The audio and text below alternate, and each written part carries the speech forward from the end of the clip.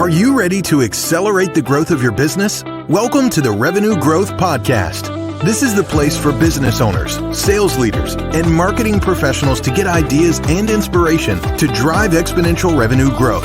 Each week, you'll get actionable insights from the world's leading marketing and sales thought leaders and practitioners. Are you ready to grow? Let's join our host, Daryl Amy, author of Revenue Growth Engine.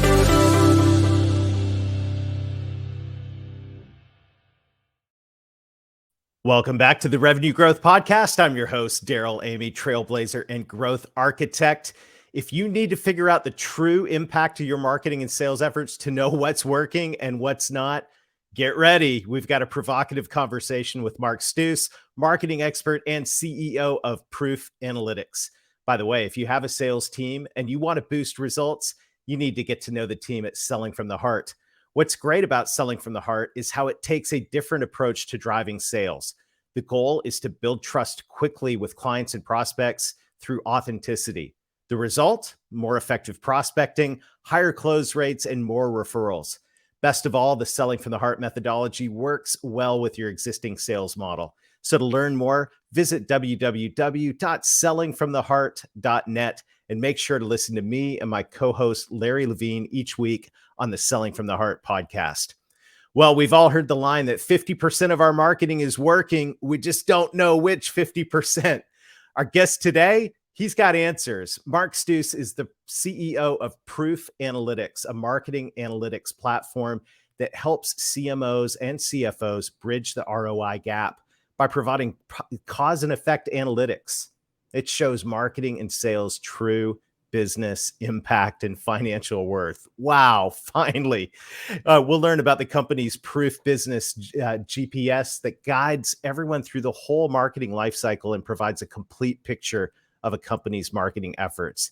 This is super critical right now in an area where budgets are tight and marketing and sales expenditures need to be defended. So get ready, folks. Mark's an award-winning B2B CMO. He's one of the first leaders to connect all types of marketing investment to revenue, margin, and cash flow. Welcome, Mark, to the Revenue Growth Podcast. It's great to have you here. It's great to be here. That was one heck of an intro. Thank you. Well, it's true, though. I mean, we are It is.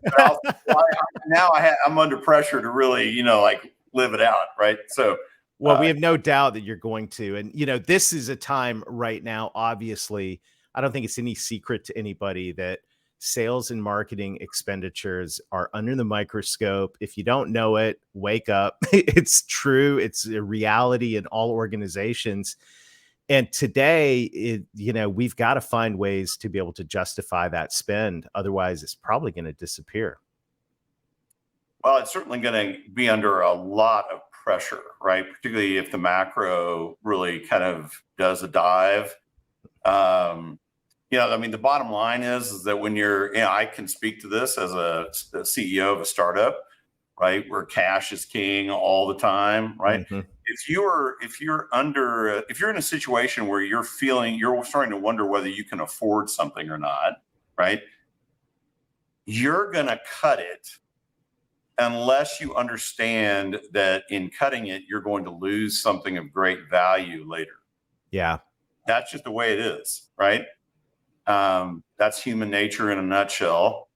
And so the fact that marketing creates value asynchronously with sales, that's point number one. So there's a lot of time lag involved in marketing impact. You're not just spending the money typically in a large B2B firm, you're not spending the money and getting immediate impact. That's right. Not the way it works. And even if you kind of engineer it that way, what it really means is that, so let's say you just say, hey, I'm really interested in what the value or the impact is in the following quarter. You're actually just leaving 90% of the total value that investment created on the table. You're just, it's a very short-sighted understanding of it. So the bottom line is, and this is only becoming more true as the macro really shifts. But this has been true for a long time. this is the oldest subject in marketing, right? I mean, Right. I've been doing this a very long time. I mean, I'm a former large company CMO turned software CEO, so I see it both ways. But I had to deal with budget issues all the time, and people, in the C-suite who are calling bullshit on, the value that we were creating.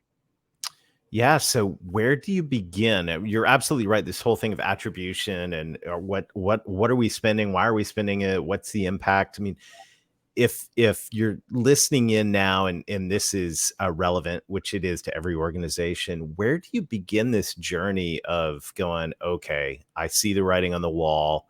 I've got to be able to make this bridge to revenue. Right. How do you start?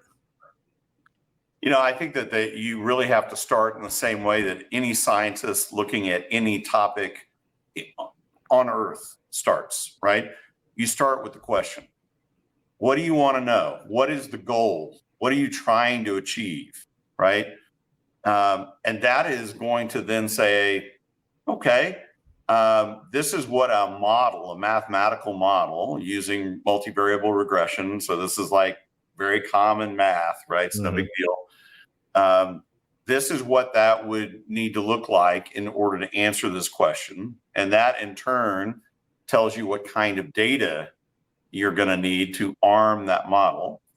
And so you kind of back into it. And where most marketing teams are fundamentally erring, right, is that they try and start with the data. You look at the scientific method, right? Nobody starts with the data. Everybody starts at the other end of the equation, right?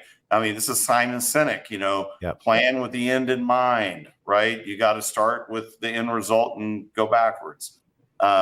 So that's the way you start. I mean, when we onboard a new customer at Proof, the very first meeting is, we tend to kind of almost do some of this in the sales motion, right? Is we'll say, what questions do you have?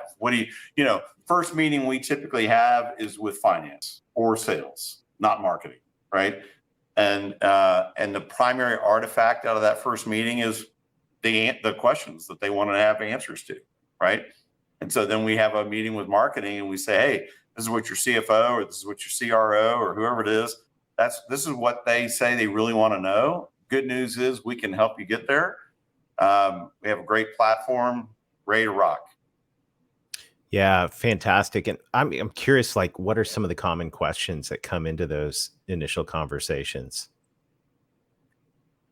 Well, there is kind of a greatest hits. I mean, in one sense, business and every business is a little different, but the core issues are remarkably the same, right? So marketing's mission. So let's look at it from the perspective of marketing for a second, right?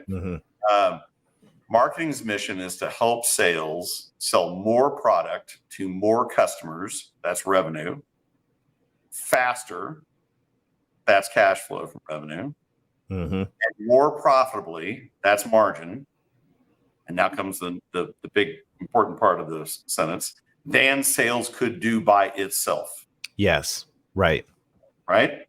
So everybody wants to know, okay, out of all the stuff that we're doing in marketing, how is that helping more deals, bigger deals, faster time to close? Which also, if you look at kind of the customer journey data, is spread out across the funnel, right? So more deals at the top, bigger deals is in the middle, more or less. Faster deals is stuff that really is impacting more towards the bottom of the funnel. So if you have a lot of deals that continually slip, you probably have some trust issues. That's what it's typically correlated to, a lot of trust data. So ESG data is a great example of this. If you are constantly getting into the middle of the sales motion and people are saying, wow, you know what, this is really cool, and actually we want to buy more from you than we thought we did at the very beginning, that is usually very highly correlated with customer confidence scores. right? Yeah. So these are examples of the hit parade, and Mhm. other, and they kind of scale as well, right? So it's not just about marketing's impact on sales. It is marketing's impact on recruiting and retention. It's marketing's impact on overall CX. I mean, there's just like lots and lots of iterations. Mhm. And then you typically have a given customer typically has anywhere from 20 to 30 models that they really have focused on, and then they scale those out into other markets that they're in. So they start running the same model, but in France and Germany or Singapore or whatever, instead of just at home. Mhm. What are the biggest surprises that so you start doing this, you ask the questions, you put the tool to work, and you start what are the biggest aha moments you see people have where they go, Yeah, I love those. it's Right? got to be Yeah, so interesting being a yeah, fly on no, the wall in some of those no, conversations. totally. So, one of them is that, when we first present to finance, Mhm. what we're talking about, analytically speaking, is something that most of them are very familiar with. And Mhm. so they immediately get it, right? And they're totally on board. And then at some point in the meeting, you start to get little comments, right? That are essentially, wow, this is great. We're going to finally be able to put the screws to marketing, right? Okay. Yes. And you're like, well, get ready, you know. Um, and the marketers tend to be, not very happy, and they're kind of afraid, and all this kind of stuff. And then the analytics start to roll in, and the net is that on the 80-20 rule is alive and well, right? So Mhm. Mhm. about 80% of the marketing spend they have correctly assessed. They have nailed it, right? It is doing really, really well. 20% is underperforming, or maybe it's not performing at all. Mhm. But now they know, and now they can take steps to optimize that and prevent that going forward, right? So in a sense, the finance people are kind of sitting there going, oh, wait a minute, right? This was supposed to be, wipe the floor with marketing, Right. I thought we were gonna grind them here and and find some budget. it's anything but that.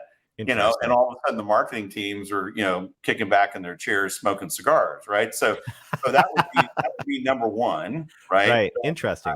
I think that the other really big one is that when you are running these models, really, one of the things you have to factor in are all the headwinds and tailwinds, right, in the Mhm. marketplace, stuff that you Mhm. don't control. These could be competitor actions, these could be the macro, it could be interest rates, it could be whatever is relevant to your business, but they've got to be there because Mhm. they actually, on balance, make up about 60% of what's driving the ultimate outcome. Interesting. So what you really see here is you're not building the wave. The wave is there, right? You're either surfing the wave well Mhm. or not well, Right. right? And in a very volatile, changing kind of situation, this is one of the reasons why I like the surfing analogy, because if you've ever done surfing, that's exactly what it is. If you can't keep up with the changing conditions, just because you were doing well for a while doesn't mean you're gonna Right. not wipe out, right?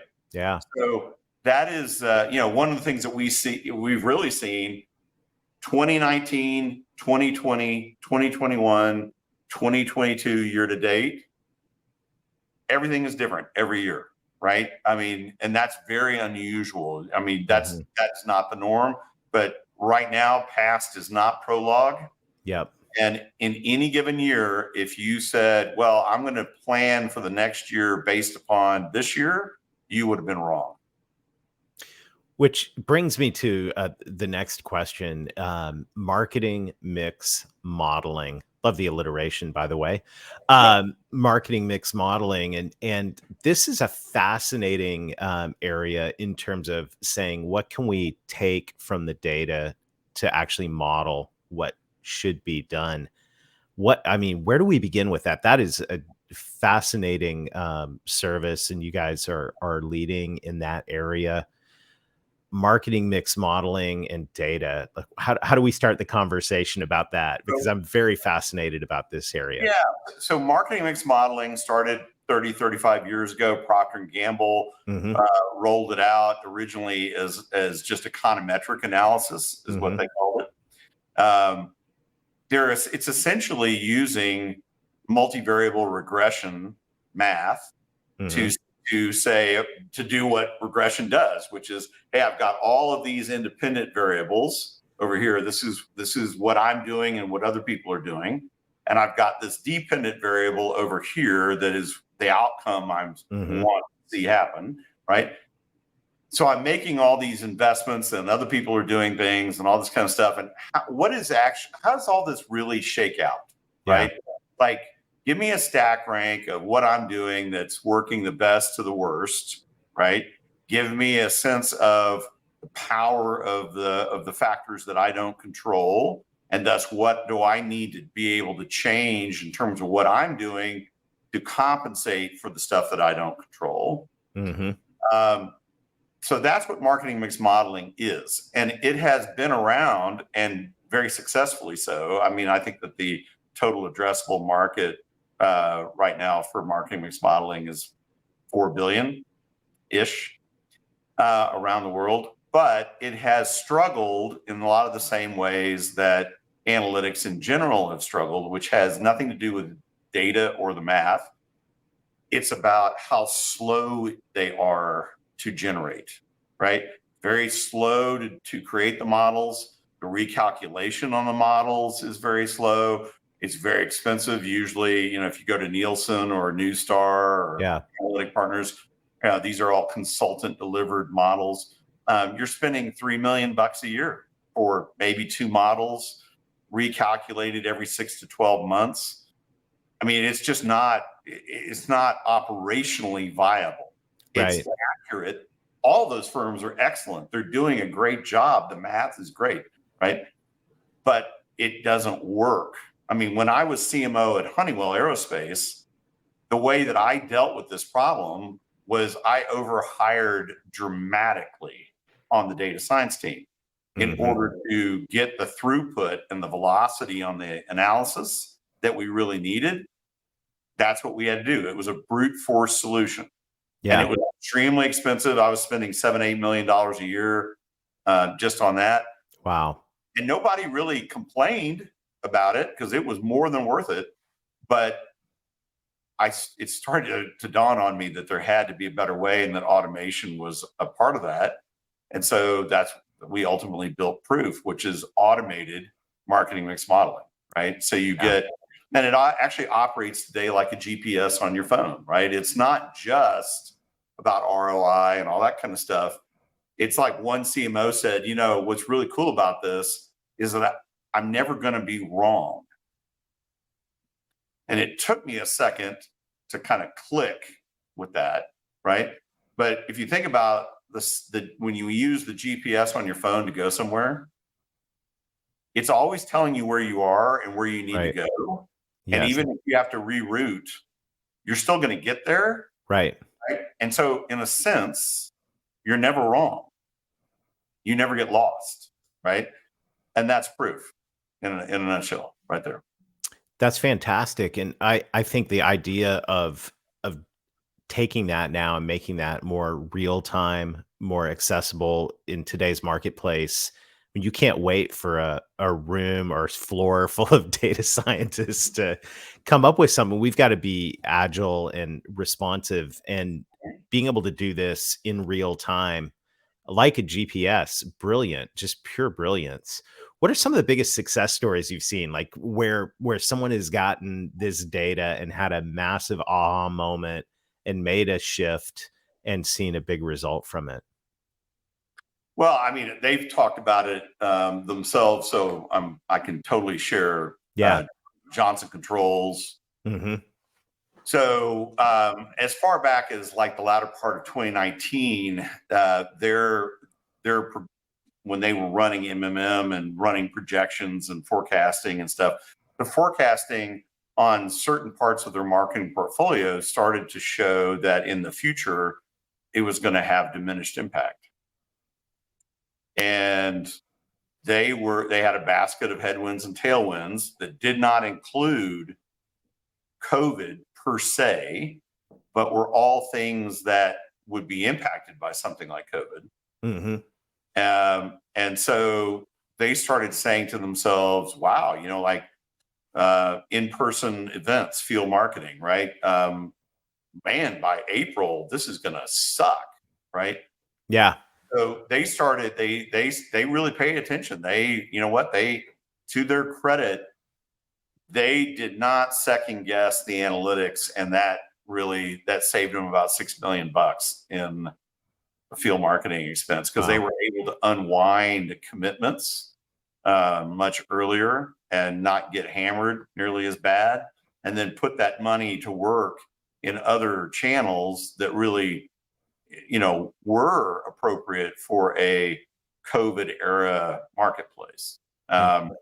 It also allowed them to totally change their core messaging, particularly in the building and HVAC, all that kind of space that they're in.